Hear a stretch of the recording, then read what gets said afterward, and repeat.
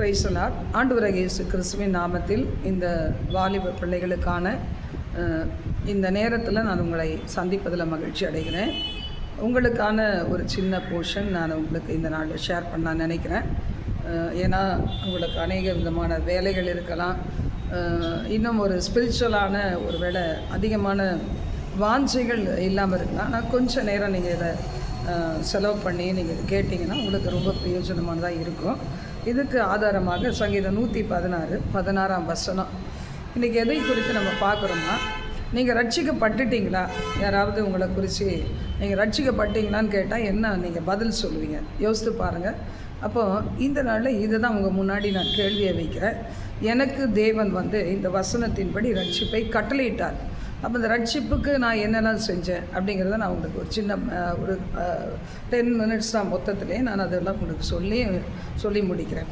இப்போ நான் ஒரு ஆர்சி குடும்பத்திலேருந்து பிறந்து வளர்ந்து அதுக்கப்புறம் ஒரு குறிப்பிட்ட நாளில் ஆவிக்குரிய சபைக்கு நேரம் வழி நடத்தப்பட்டேன்.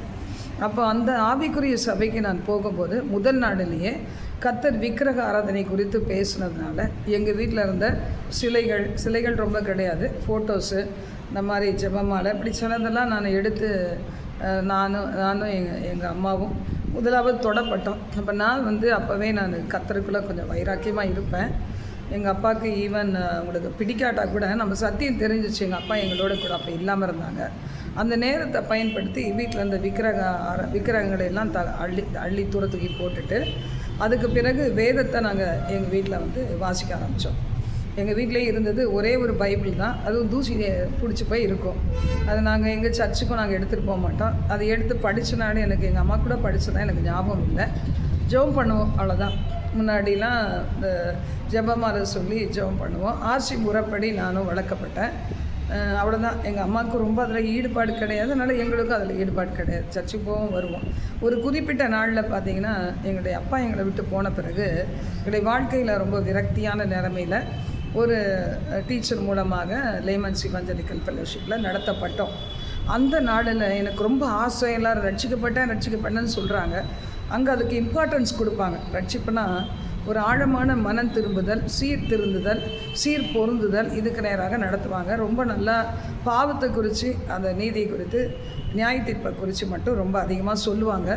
ஆவியானவரை வரவேற்காத, அதை குறித்து சரியான வெளிப்பாடுகளே இல்லாத ஒரு சபை. அங்கே தான் நான் போயிருந்தேன். எனக்குள்ள அந்த ஒரு ஆசை இருந்த உடனே அந்த இடத்துல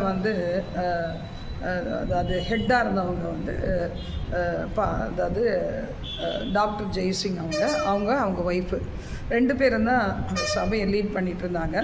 அப்போ நாங்கள் கேர்ள்ஸு, பெண்கள் இவங்கெல்லாம் டாக்டர் ஜெய்சிங் அவங்க ஒய்ஃபுக்கிட்ட நாங்கள் ஆலோசனைகளை கேட்போம்.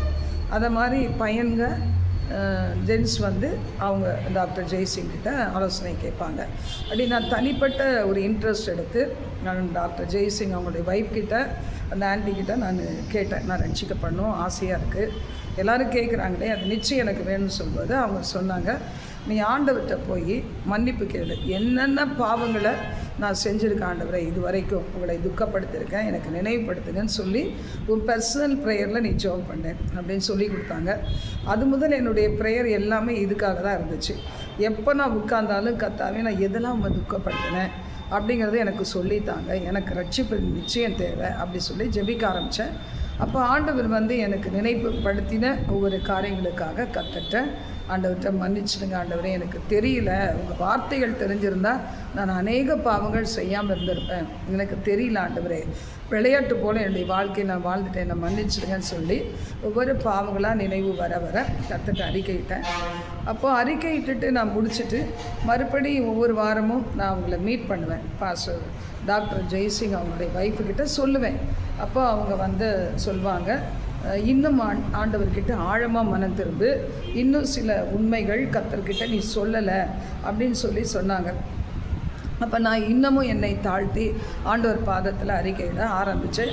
காத்திருக்கும் போது கர்த்தர் வெளிப்படுத்தினது. ஏன்னா அவருக்கு முன்னாடி மறைக்கிறதுக்கு எதுவுமே கிடையாது, எல்லாமே நிர்வாணமாக இருக்கிறதுனால நம்ம செய்த எல்லாத்தையுமே கர்த்தர்கிட்ட சொல்ல முடியும். அவர் கம்பெடுத்து அடித்து உதைக்கிற தேவன் கிடையாது. அம்மா அப்பா வேணால் அடிப்பாங்க, உதைப்பாங்க. ஆண்டவர் அப்படி கிடையாது. அப்போ நான் ஆண்டவர் பார்த்தல இன்னும் அநேக என்னை உள்ளத்தின் ஆழத்தில், அதாவது இள வயதில் அதெல்லாம் சரி, அதெல்லாம் ஒன்றும் இல்லை அப்படின்னு நினச்சது ஆண்டவர் சொன்னார். இதெல்லாம் கூட என்னை துக்கப்படுத்தின காரியம் சொல்லும்போது எல்லாத்தையுமே ஆண்டவர்கிட்ட அறிக்கையிட்டேன். அப்போ அவர்கள்ட்ட மறுபடியும் நான் அடுத்த வாரத்தில் அவங்கள்ட்ட போய் சொல்லும்போது, நீ பைபிளை எடுத்து நிறையா வாசிக்க ஆரம்பி, கர்த்தர் உங்கூட பேசுவார், ரட்சிப்பினுடைய நிச்சயத்துக்கான வார்த்தையை கொடுப்பார் சொல்லும்போது, அதே மாதிரி நானும் தேவ சமூகத்தில் அந்த ஒரு வாரம் அப்படியே 2 வாரம் அப்படியே போயிட்டு இருந்தது. அப்போ ஆண்டவர் என்னோடு கூட இந்த 116 வசனத்தின் மூலம் பேசினார். எப்படி பேசினார் நீங்கள் கேட்பீங்க. எப்படின்னா, நான் எடுத்து வழக்கமாக வாசிக்கிறது போல் வாசித்து கொண்டே இருக்கும்போது இந்த வார்த்தை மறுபடி என்னுடைய உள்ளத்துக்கு அது ரொம்ப ஒரு உணர்த்துதலாக இருந்தது. படிக்க தோணிச்சு. மறுபடி நான் படித்து கொண்டே இருந்தேன். அதுக்கப்புறம் அவங்கள மீட் பண்ணுறதுக்கு ஒரு நாள் கிடச்சப்போ அவங்ககிட்ட சொன்னேன், இந்த வார்த்தை கொண்டு என் ஆண்டவர் என்னோட பேசினார் ஆண்டி அப்படி சொல்லும்போது, அவங்க நீ சரி ஜோம் பண்ணிட்டு நான் சொல்கிறேன்னு சொல்லி அவங்க தனியாக எனக்காக ஜோம் பண்ணிவிட்டு சொன்னாங்க, சரி உன்னை கர்த்தர் ரட்சித்திருக்கிறாரு, இனி நீ பாவம் செய்யக்கூடாது, இதை பிடிச்சிக்கோ அப்படின்னு சொன்னாங்க. இதனுடைய ஆழமான அர்த்தம் எனக்கு சொல்லித்தரல. அப்போ இந்த வார்த்தையில் அன்றைக்கே ஆவியானவர் எனக்கு இருந்து அர்த்தம் சொல்லி கொடுத்துருந்தா நான் என்ன நினச்சிப்பேன், நான் ஆண்டவருடைய ஊழியத்தை செய்ய வேண்டிய ஒரு மகள், அது எப்போவே என்னை தாயின் கருவிலேயே அவர் என்னை முன்குறிச்சிருக்கிறாரு அப்படிங்கிறது தெரிஞ்சிருக்கும். ஆனால் அது எனக்கு தெரியல. கர்த்தருக்கு ஒரு அடிமையாய் நான் வாழ வேண்டிய ஒரு பிள்ளை, அவருடைய ஊழியத்தை செய்ய வேண்டிய பிள்ளை, அதற்காகத்தான் எனக்கு கட்டுகளை அவிழ்த்து விட்டான்னு தெரியல. அது சீரியஸாக பெருசாக எடுத்துக்கொள்ளலை.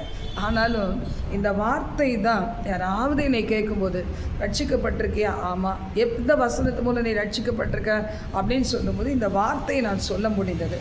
பின்னாட்களில் தான் அதனுடைய அர்த்தமெல்லாம் எனக்கு விளங்க ஆரம்பிச்சிது.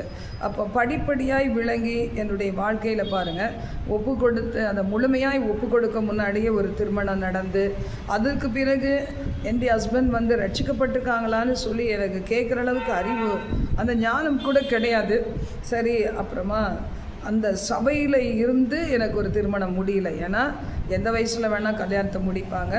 அதில் ஜாதியோ இல்லை மொழியோ இல்லை எந்த நாடோ அதெல்லாம் கிடையாது. அப்போ அந்த லெவலில் என்னுடைய அம்மா வெயிட் பண்ண முடியாதனால ஏதோ ஒரு சிஎஸ்ஐ சர்ச்சுக்கு போகிற ஒருத்தரோட எனக்கு என்னுடைய கணவனோட எனக்கு திருமணம் முடிஞ்சிச்சு.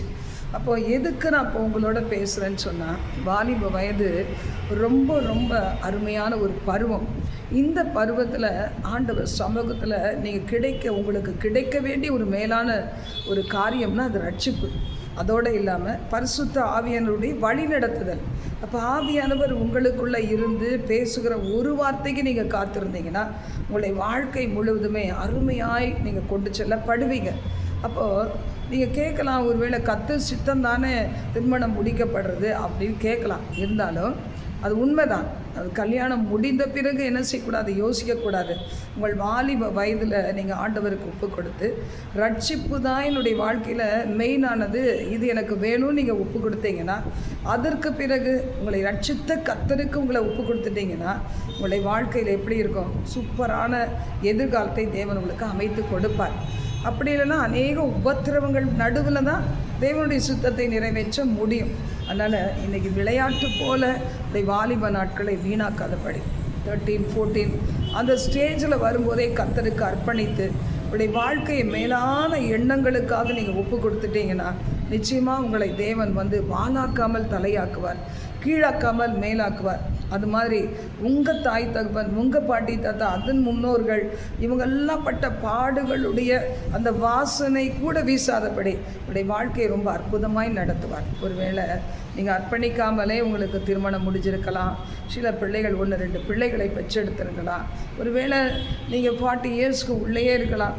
அப்போ இன்னும் கூட கல்யாணம் முடியாமல் அபவ் 40 கூட இருக்கலாம். ஒரு நல்ல லைஃப் பார்ட்னருக்காக நீங்கள் எதிர்பார்த்துட்ருக்கலாம். அப்படி இருந்தீங்கன்னா இன்றைக்கு நீங்கள் ஆண்டவருக்கு ஒப்பு கொடுங்க.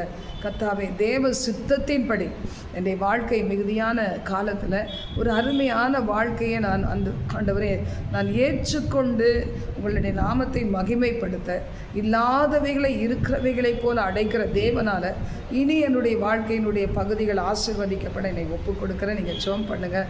சில பிள்ளைகள் என்னிடத்துல ஜெப குறிப்புகள் கொடுப்பாங்க. 41, 45 கூட அவங்க சொல்லுவாங்க, எனக்காக ஒரு லைஃப் பார்ட்னர் வேணும்னு சொல்லி. உண்மையிலே அப்படிப்பட்ட நிலைமையில் நீங்கள் இருந்தாலும் கூட ஒன்றும் பெரிய தாமதம் இல்லை. கர்த்தர் சமூகத்தில் விட்டு கொடுத்து தேவ சித்தத்துக்கு அர்ப்பணிங்க. கர்த்தர் உங்களை கட்டுகளை அவிழ்த்திருக்கிறார் என்கிற நம்பிக்கை தான் பெரிதான நம்பிக்கை. அதை பெற்றுக்கொண்டு நீங்கள் ஆண்டவருக்காக வாழ துவங்கும் போது கர்த்தர் உங்கள் வாழ்க்கையை ஆசீர்வதிப்பார். ரட்சிப்பின் நிச்சயம் பெற்றுக்கொள்ள வேண்டிய முக்கியமான ஒரு காரியம், ஆண்டவரை தேடுங்க. எத்தனையோ குறிப்புகளுக்கு நீங்கள் ஜெபிக்கலாம், ஆனால் ரட்சிப்புக்காக நீங்கள் ஜெபித்து பாருங்கள். எல்லாமே இருக்கிற அதை தொடர்ந்து வருகிற வெற்றிகள் உங்களுடையதாகத்தான் மாறும். நீங்கள் சொல்ல முடியும், நான் ரட்சிக்கப்பட்டுட்டேன், இந்த வார்த்தையின் மூலம் என் இயேசு என்னை தனக்கு சொந்தமாக்கினார் சொல்லி உங்கள் வாழ்நாள் முழுதுமே சொல்லக்கூடிய அற்புத சாட்சிகளை உங்களுக்கு வைத்திருக்கிறார். God bless you. நீங்கள் இதை ட்ரை பண்ணுங்கள். நிச்சயமாய் கர்த்தர் உங்களை ஆசீர்வதிப்பார். God bless you.